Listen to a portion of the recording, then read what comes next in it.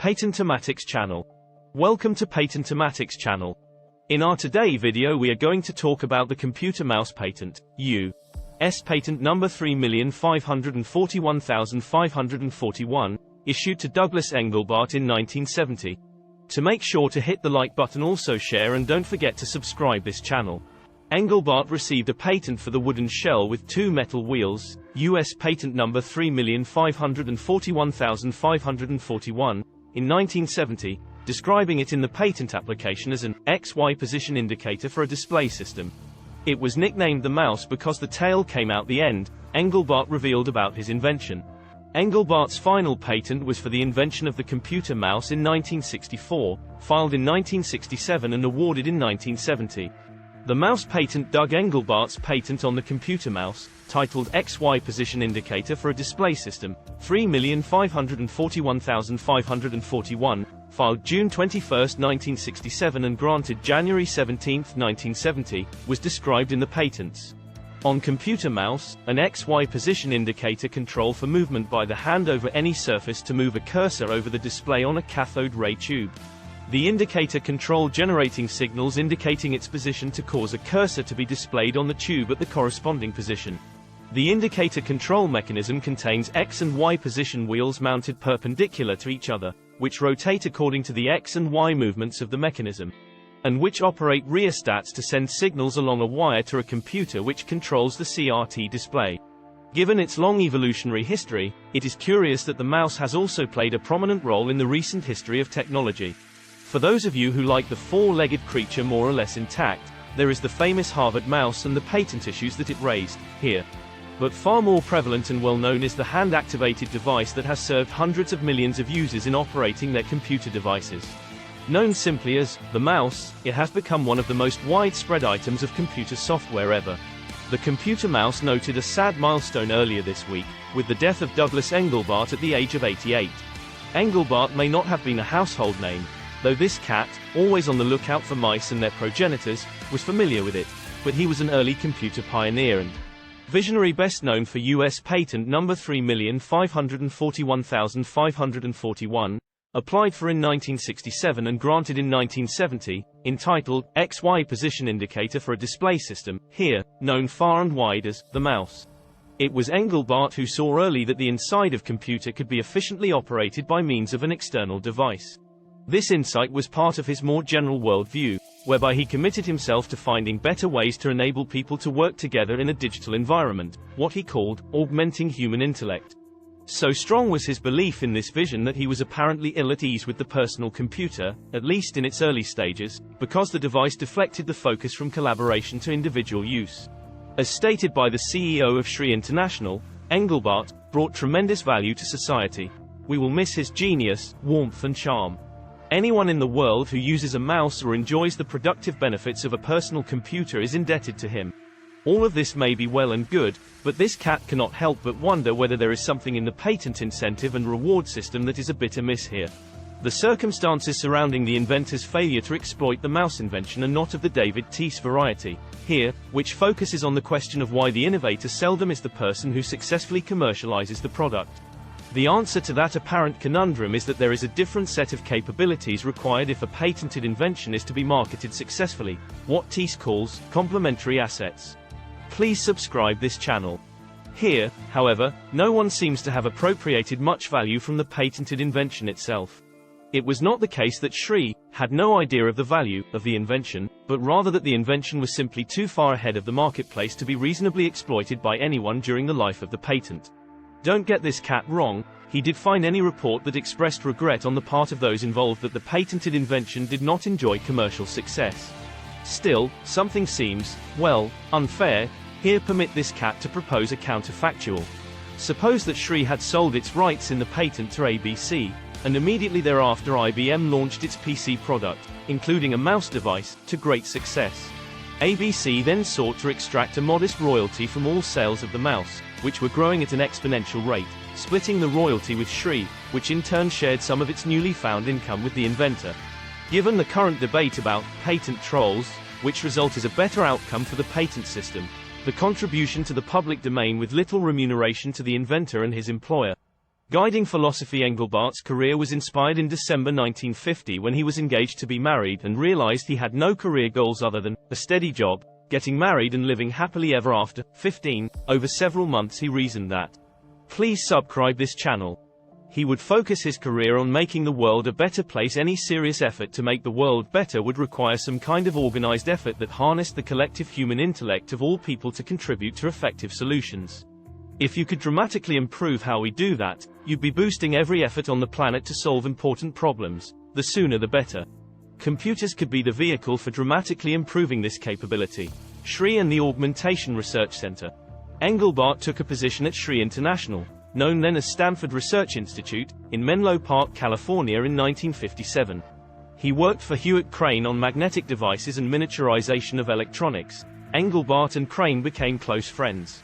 At SRI, Engelbart soon obtained a dozen patents, and by 1962 produced a report about his vision and proposed research agenda titled Augmenting Human Intellect, a Conceptual Framework. Among other highlights, this paper introduced building information modeling, which architectural and engineering practice eventually adopted, first as parametric design, in the 1990s and after. Engelbart recruited a research team in his new Augmentation Research Center, ARC, the lab he founded at SRI. Engelbart embedded a set of organizing principles in his lab, which he termed bootstrapping strategy. He designed the strategy to accelerate the rate of innovation of his lab. The ARC became the driving force behind the design and development of the online system, NLS. He and his team developed computer interface elements such as bitmap screens, the mouse, hypertext, collaborative tools, and precursors to the graphical user interface.